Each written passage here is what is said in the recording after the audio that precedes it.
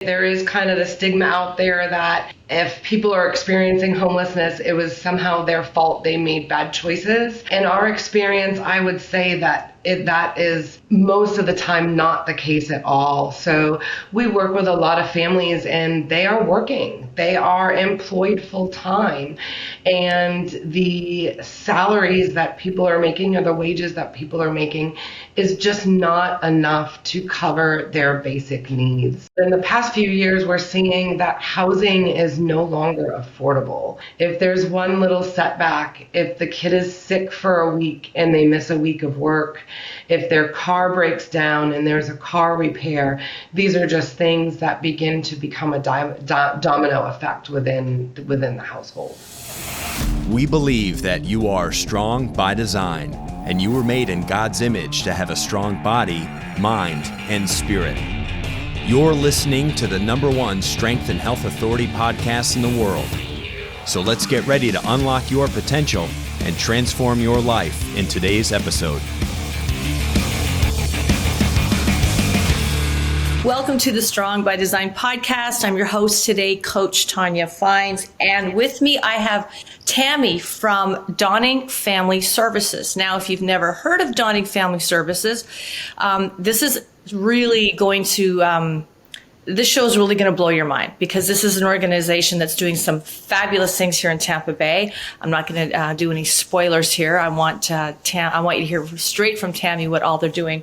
But before I let Tammi speak, I just want to let you know a little bit about her just very quickly. She is the CEO of Dawning Family Services, and she began working there in 2015, what it was known as Alpha House of Tampa. So if you are listening and you're from the Tampa area, you may have heard of or be familiar with Alpha House, but that is what Dawning Family Services is.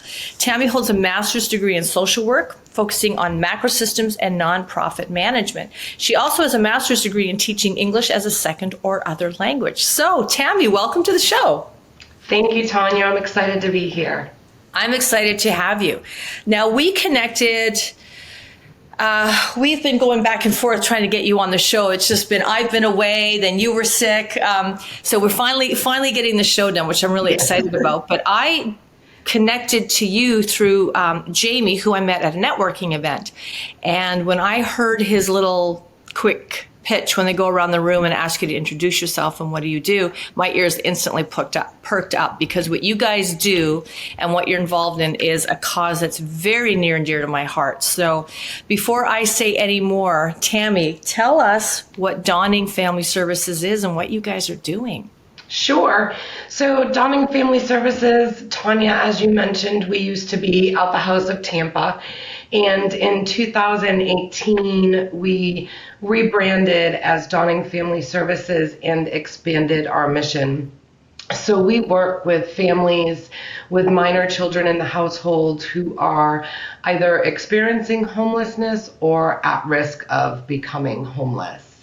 And we provide a continuum of services to support them on their journey to finding and maintaining permanent housing.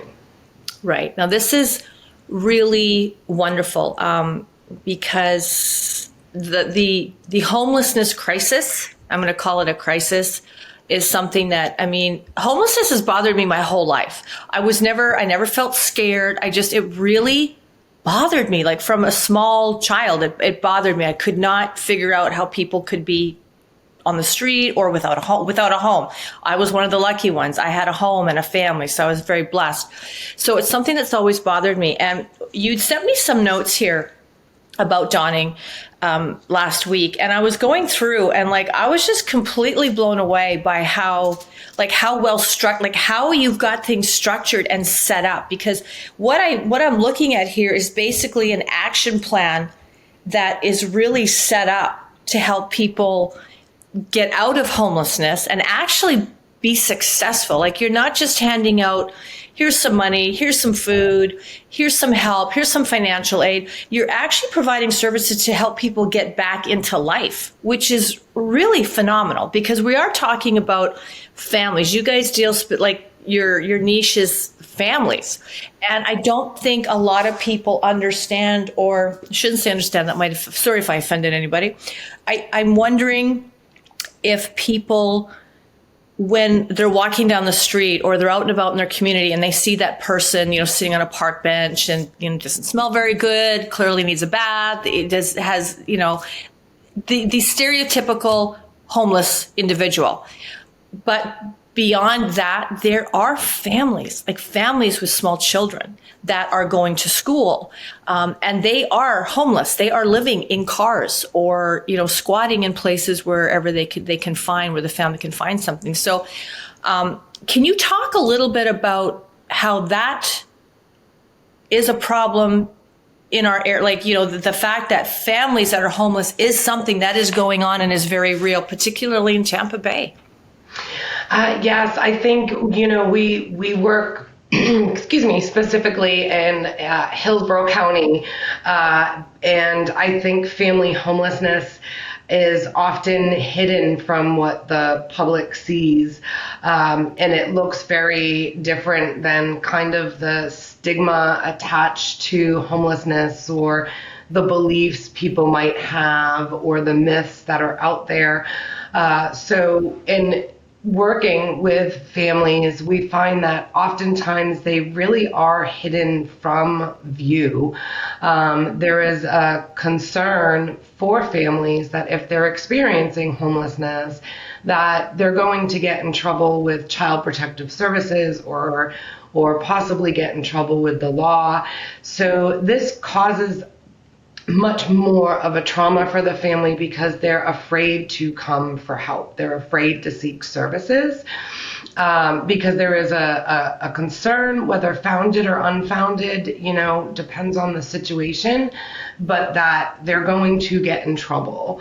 Or people are going to tell them that they're bad parents. And so part of why they stay hidden is also to continue to protect their children.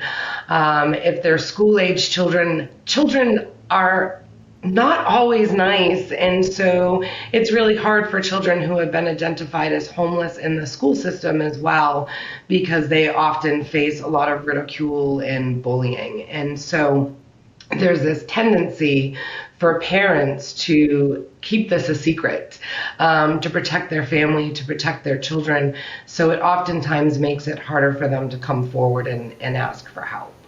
Yeah, very, very sad, because I think just picking up on some of the things you said, it can certainly sustain that fear-based reality, Right. Wanting to get out, but the fear of, stepping up and saying, this is my situation now. Am I going to lose my children? Am I going to end up in jail? What's going to happen? Right. Because your family's already under, in a traumatic situation. The last thing they want is this fragmenting to happen. So with that being said, how do, well, first of all, I want to back up a little. I do have that. I'm writing notes as I'm coming up with questions as we're talking. But what I really loved when I was looking at sort of this background bio that you sent me was how Dawning has identified 4 pillars. And I love it because you break it down so beautifully into very specific areas of need. I'm kind of guessing that at sometimes maybe a family's going to need all 4, but it gives you a way to work on the specific issues because again, you're actually trying to support, you're working at supporting and helping people getting back into life, some form of a stable home life, so that they can, go to work and pay the rent and pay the bills, and the kids have a place to come home to, the same place every day after school. So your 4 pillars are the prevention and diversion program, the emergency bridge housing program, rapid rehousing, and work for success, which I really love. That whole thing of, teach a man to fish and you'll feed him for life kind of thing. Right. I love that. So let's talk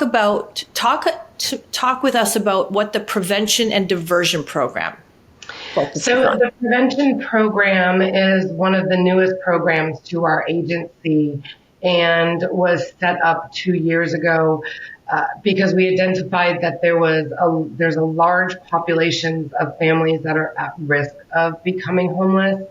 Either they're living with family or friends and they're telling them that they need to leave, or the landlord is increasing their rent and they can't afford it.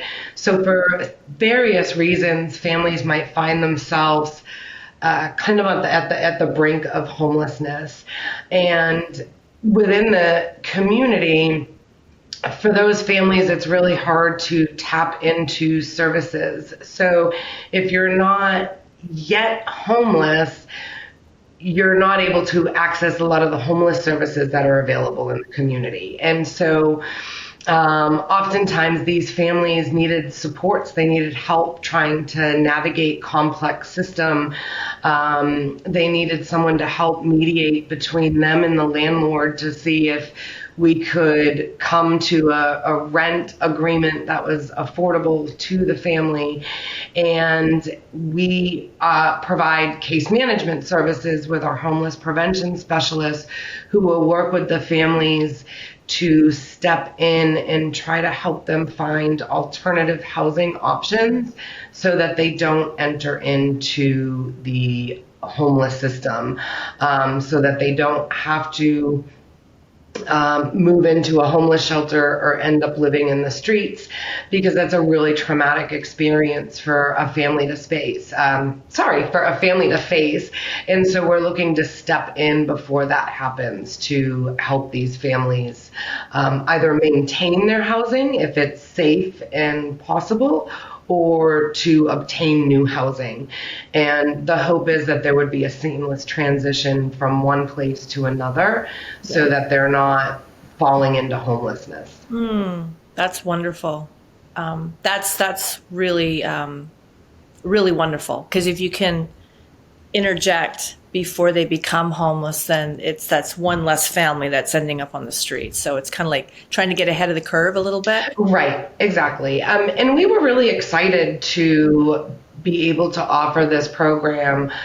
Historically, we've worked with families experiencing homelessness, so it was really great to add this to our continuum of services, and it felt like a great fit for us organizationally and also for what we wanted to provide to the community. Love it. And so now talk a little bit about the rapid rehousing service that you provide. Okay. Our rapid rehousing program provides rental and utility assistance for families who are classified as literally homeless. So these are families that are living in shelters, in their cars, in their streets, or other places not meant for habitation. This program is organized through a community-wide effort. So to get into the program, there is an agency in our community, Tampa Homeless Initiative. Tampa Hillsborough Homeless Initiative. Yeah, it's a big long. Right, exactly. THHI. And we work in coordination with them to we complete a risk assessment for all of the families and individuals in the community needing this service. And then there is a priority list that we work from, and that is the way that we get the family contacts to be entered into this program. And then we also, for those families that are in our shelter, we are able to utilize those funds to help them transition out of our shelter program. And this rapid rehousing program can work with families for up to a year, depending on the needs, to really make sure that they're stabilized in that housing and have the services put in place that they need. Nice, very nice. And what about the other one? There's two more here. So the emergency bridge housing program. So our emergency bridge housing is short-term emergency shelter. So these are for families who are in crisis and are experiencing homelessness in the moment. And we really wanted to focus on those families that were unsheltered, that were living in the streets, or living in places not meant for habitation, because we have limited capacity in that program. And so we felt that those that are unsheltered needed to be the priority that we were working with. And it gives them a safe place where they're able to bring their children. So they're, living in a unit by themselves. It's just the family unit.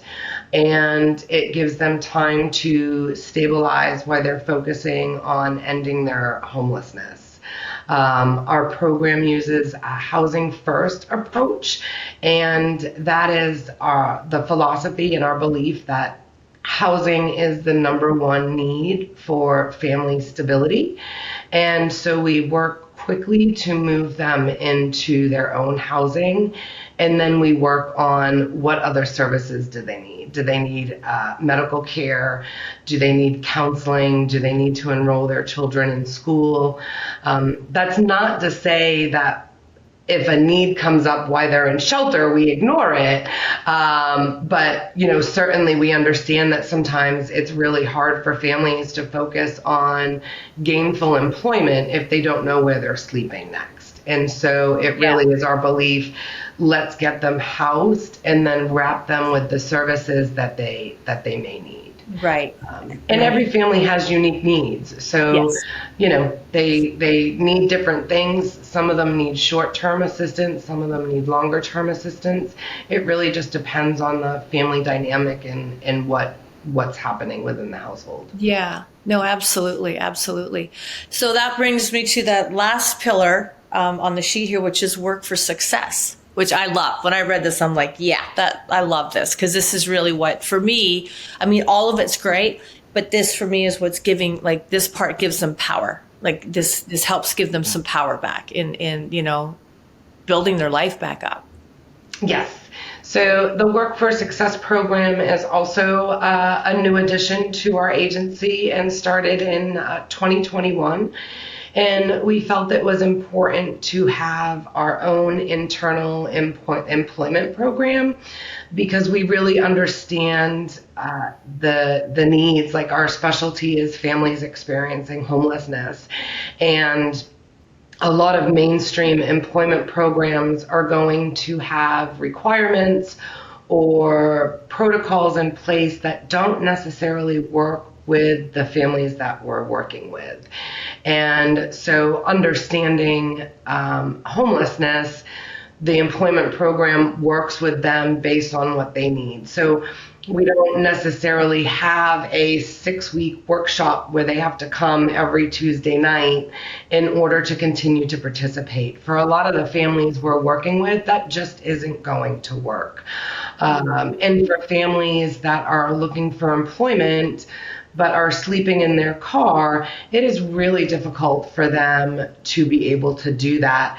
But we can work with them in the meantime on getting their resume together, finding out what type of jobs are they interested in, and kind of coming up with a game plan moving forward. And there are lots of families who are working and living in the car or living in the streets, and so being able to help them do that successfully while they're looking for permanent housing. Yeah, really, that's very powerful stuff right there. So, and I know this is not necessarily a question that has a definite answer, like there's one answer, but based on your experience and the people that you work with and what you're seeing, what would you say are some of the top contributors to homelessness? I know, I'm going to interject here, but there tends to be, I think, a lot of times a stigma with it, particularly when you're walking around and you see those individuals. There's definitely a lot of times there's a stigma attached to it, which is something I always like to try to address, because it's, I always look at those people and say, well, that was somebody's little boy or little girl. That was a child brought home from a hospital. That was a baby. What happened between then and now that led to this? And sometimes it's simply really bad life choices. And that's where people end up. It just happens. But in your capacity working with families, what would you say are some of the biggest contributions that, get people that end up, kind of getting them into these situations where they are homeless or on the brink of homelessness? I would say in our case, and Tonya, I appreciate you saying it, there is kind of the stigma out there that if people are experiencing homelessness, it was somehow their fault. They made bad choices. In our experience, I would say that that is most of the time not the case at all. So we work with a lot of families and they are working. They are employed full time, and the salaries that people are making or the wages that people are making is just not enough to cover their basic needs. And in the past few years, this has always been the case, but in the past few years, we're seeing that housing is no longer affordable. It's not. It really isn't. And so that really is the biggest thing. It's like these are families that if they could find an apartment that was within their economic means, they would be able to sustain that. And they would be able to maintain their housing and, keep jobs and be able to get the food and meet all of their basic needs. But with the cost of housing, it is becoming impossible for many people, not just, people always think of it as, they're low income or they're in poverty, but we're finding that a 2-bedroom apartment to rent is at minimum $1,700 a month. That is a lot of money for someone who is making $15, $20 an hour.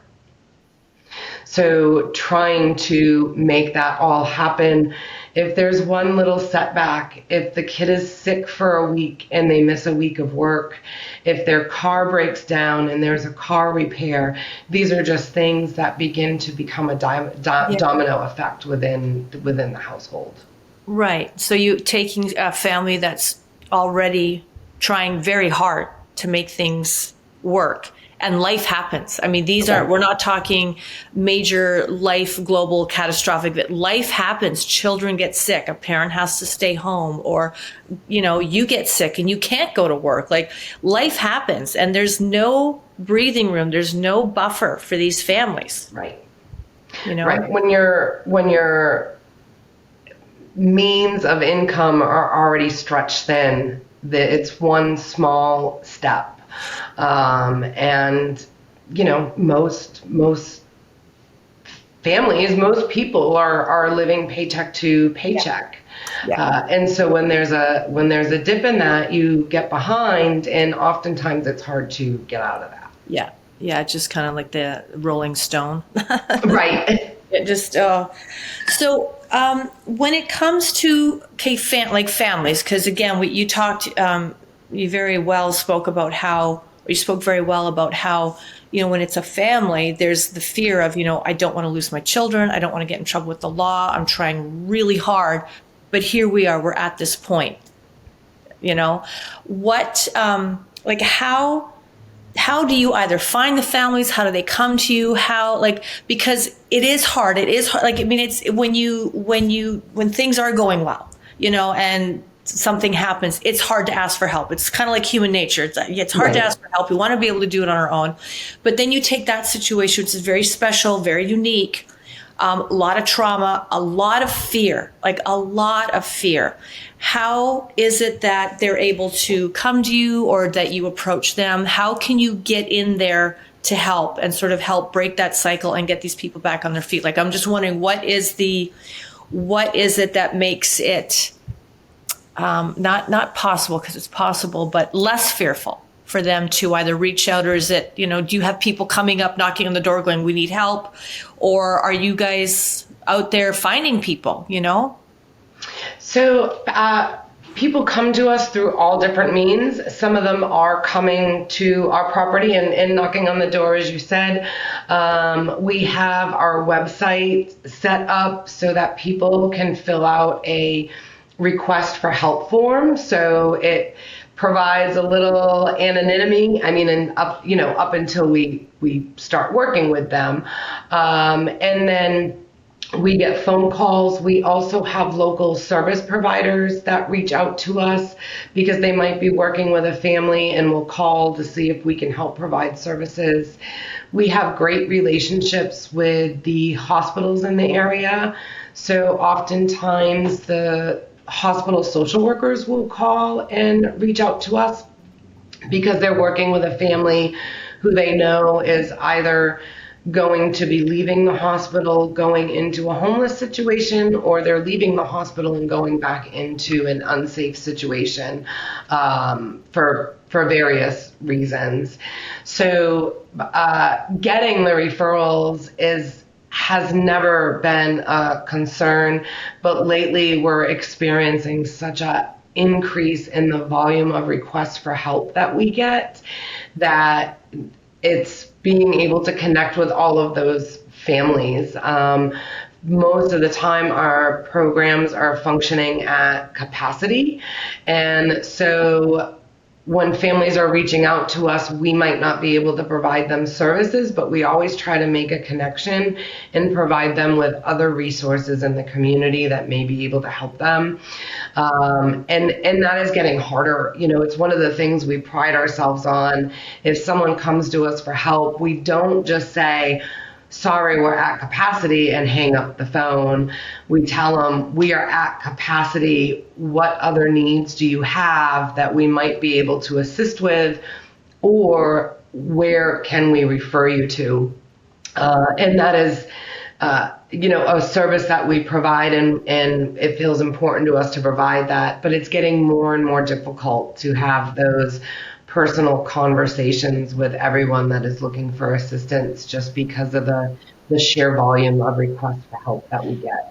And what do you think is the cause, or like what's the catalyst behind that? This all of a sudden, this you're at capacity, and there's, like you said, the sheer volume is quite big. What do you think is contributing to that right now?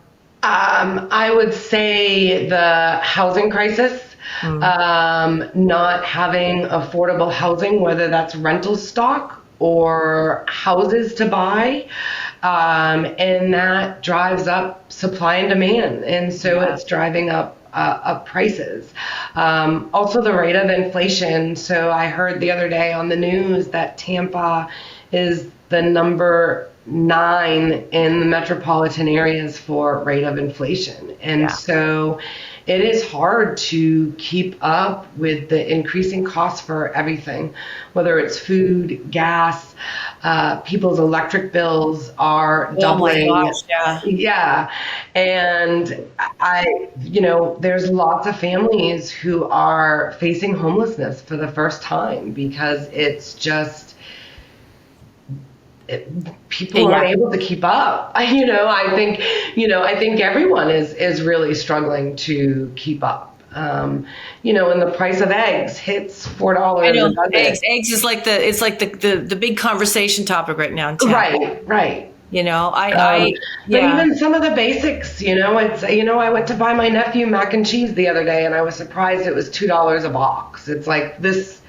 It used to be 69 cents. Right, exactly. And so everything is just increasing, and it's becoming increasingly difficult for people to even meet their basic needs. Just basic needs. Yes. I got my electric bill 2 weeks ago, I guess. And I'm kids are all grown and left the nest kind of thing. So it's just me, and I'm hardly ever home. I'm home when I do a podcast and like in the evenings when I'm working, but usually during the day I'm out meeting with clients, networking meetings, I'm on the go a lot. So I'm not home a lot. So the use of electricity in my home is the bare minimum. It really is.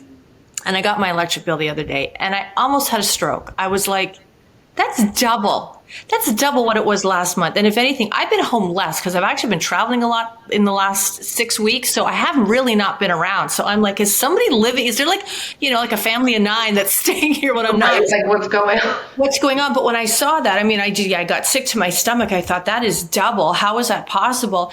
And then my next thought was like, how do people with kids that are working at minimum wage jobs, or even just making in Tampa, if you're making 20 or 25 an hour, you're doing pretty darn good in terms of like what are employers willing to pay you, but it's not going to cut it. It is, and that even times 2. So if you're saying like $40, $50 an hour, that's still barely going to help you. Just like you said, your basic needs, the basic needs. Right.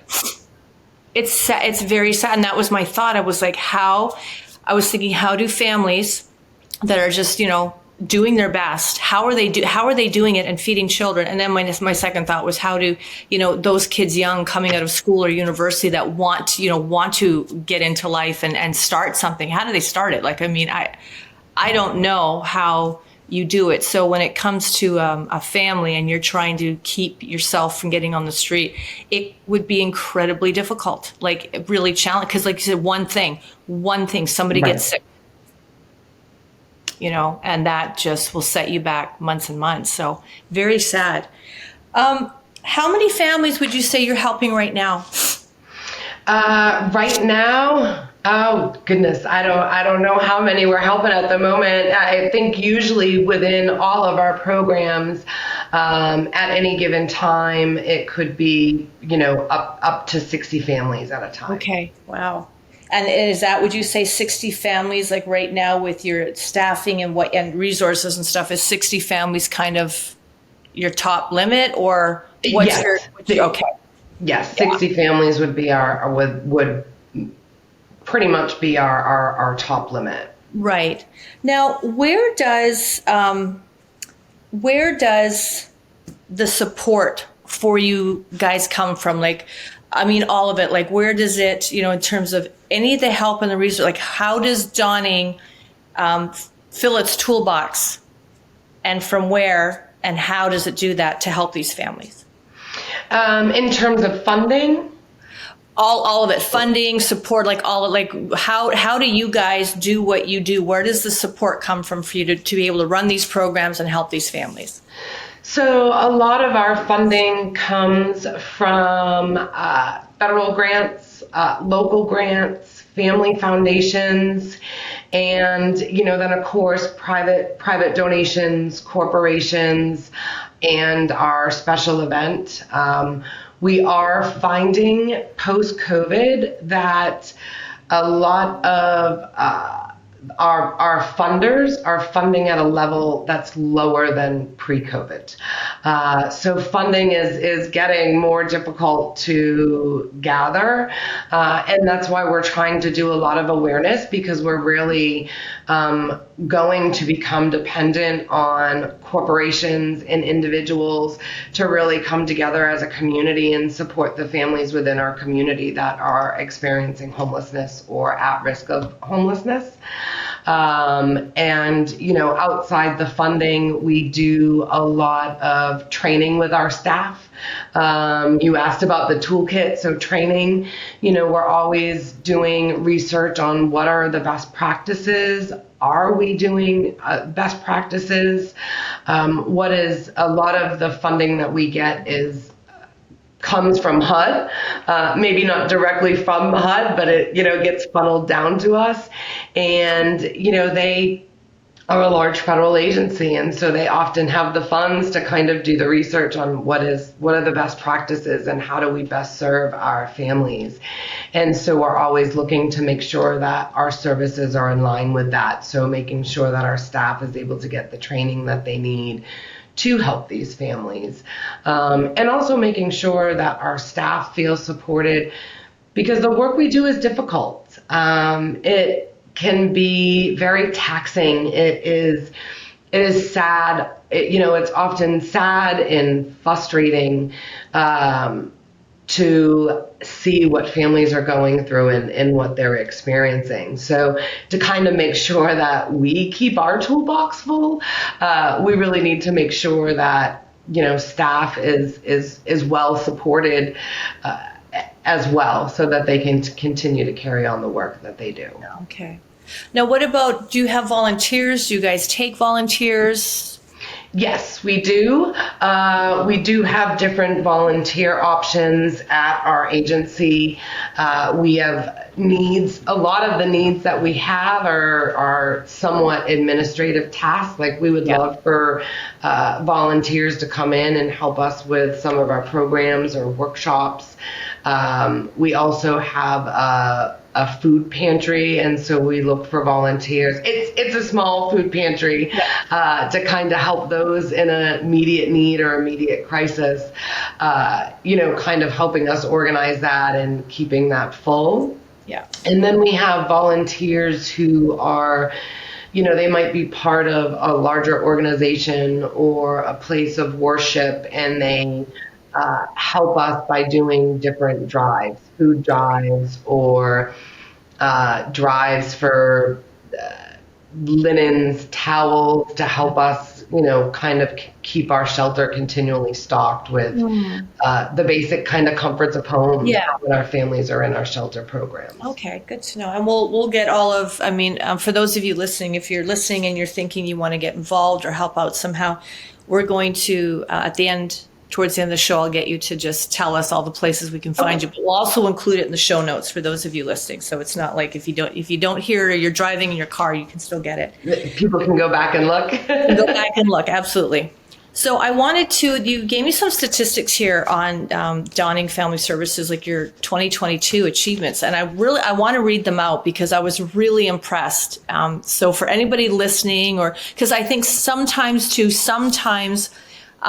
we hear about, we have a crisis and there's these organizations that are helping, but sometimes people, they really want to know, well, what's the impact that they're really having? Because you don't want to throw your time and money at something that it's like just paying the staff, or it's getting filtered somewhere else, or they're just not really doing it, because that does happen. There are charities and foundations out there that have a very good speech, but but beyond the speech, not a lot's happening. But you sent me some statistics here, and I was like, wow, like you guys, you're actually putting your money where your mouth is. Like you are doing things and making things happen, and very quickly, because when is it? You came on board in 2015, is that right? Correct. Yeah, so 2015. It's 2023. That's still a short amount of time to some big things happen, and this is just last year. So last year, the community impact from Dawning was 72%. You guys helped 72% of families in rapid rehousing signed leases for permanent housing. 72%. Yes. Like that is phenomenal. I was like, that's 72%. That to me, that's a huge success. Thank you. Right there. 79% of participants in employment services obtained jobs. So you help 79% of people actually get jobs. You got 72% of families in permanent housing, 79% of them got them jobs. 80% of families in shelter were moved into stable housing. 80%. That's incredible. And 50% of families were prevented from entering the homeless system. So those are some pretty impressive, those are damn impressive statistics. Thank you. Yeah, we are a small staff, and we work really hard. And so I'm proud of the team for all of their accomplishments. And as you mentioned earlier, Tonya, it really is through those 4 pillars of services we're able to achieve that, because the programs work together. The programs aren't siloed. And so, oftentimes, like you said, some families hit all four of those programs. And that's really how we're able to achieve great success. We have dedicated staff that work tirelessly to support our families. I also have to give credit to the families themselves, because they're doing the work. We're helping them, we're walking alongside them in their journey, but they're the ones doing the work, and they trust us. They trust us to walk alongside them in their journey. And so we've just been able to accomplish a lot of great things despite what's going on in the economy.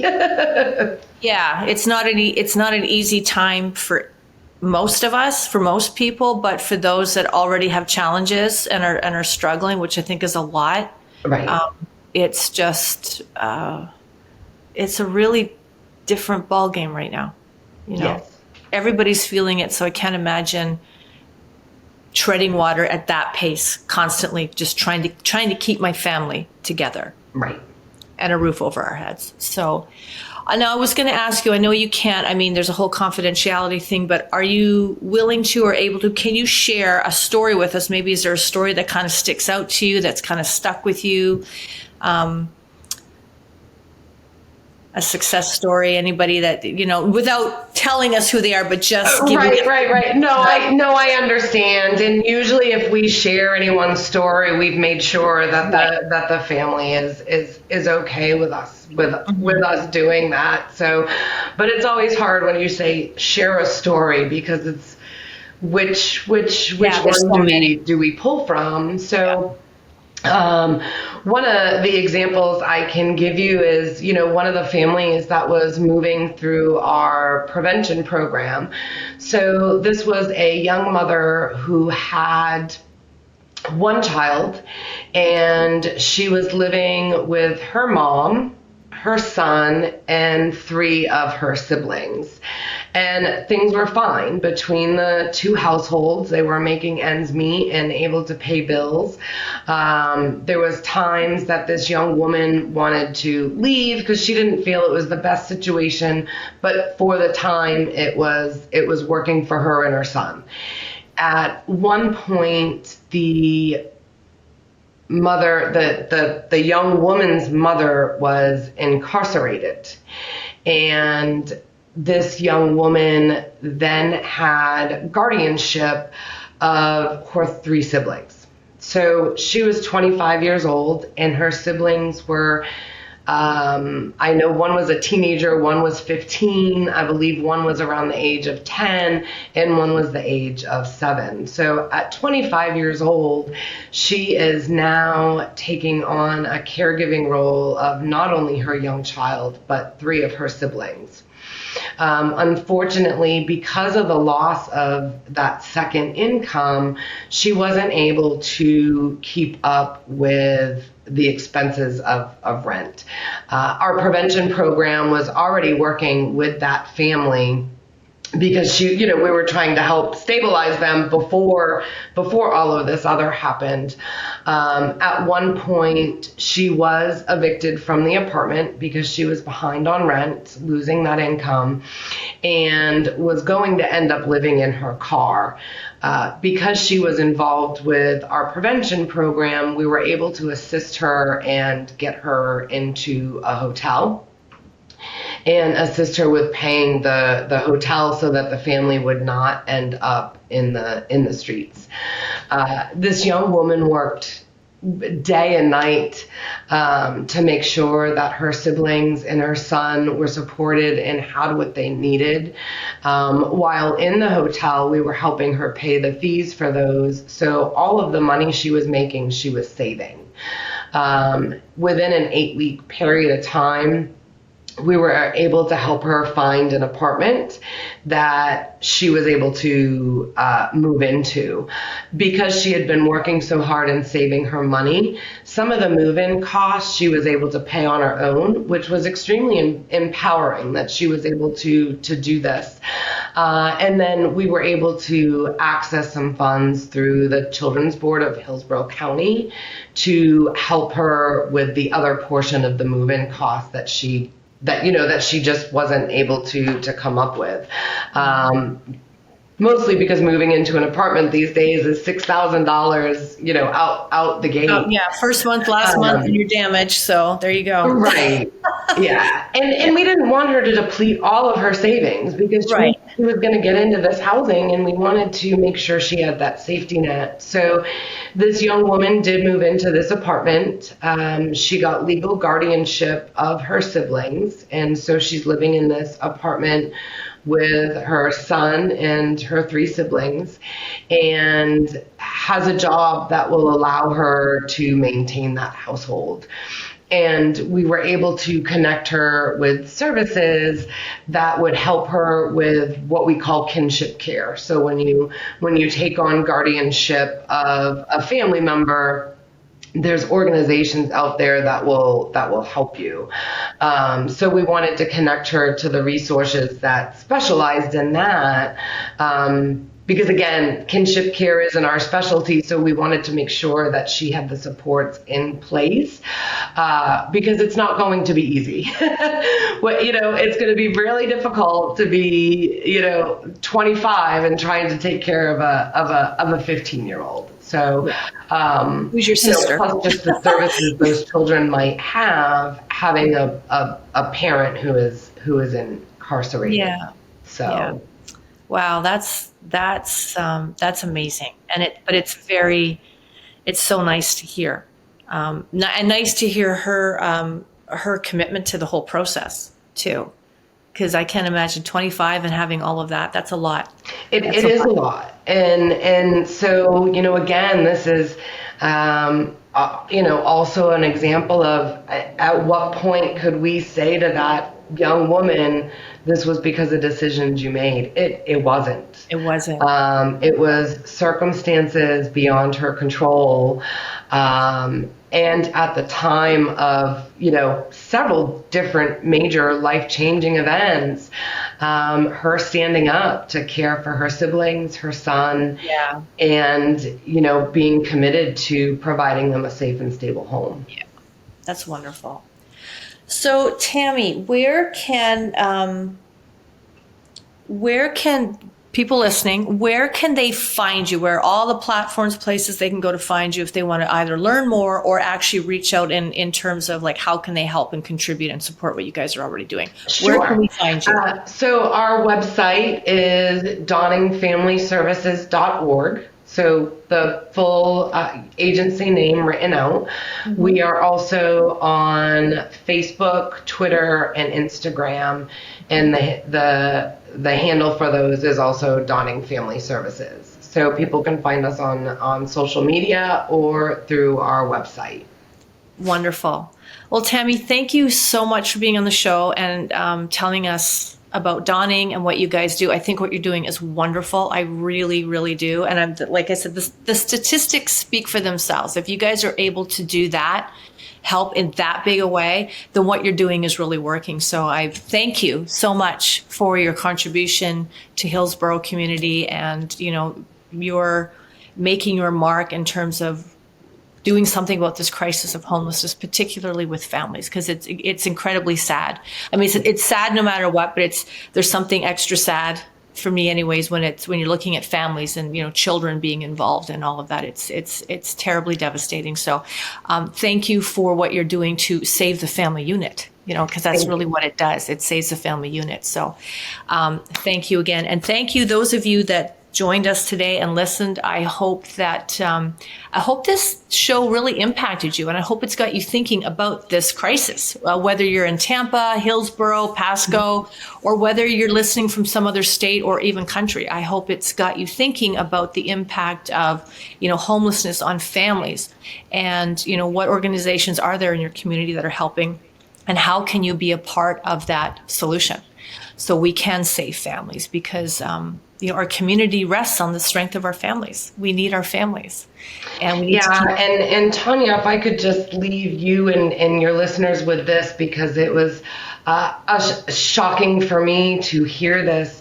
But Florida is ranked number 4 in the country for the highest population of family homelessness. Wow. And so when we think of Florida, we think of beaches in Disney World, and Florida is a great state to live in, but there's also a lot of families that are struggling. And I was surprised to find out that the state I live in is ranked number 4.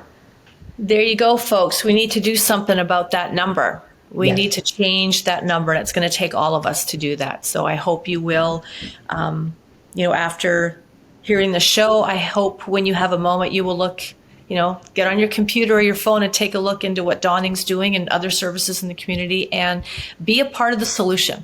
Be a part of the solution, because we can't be number 4. That's just that's not okay. That is not okay that we're number 4. That means we have children sleeping on park benches and in vehicles and in, buildings that are already falling down and unsafe. And that's just not okay.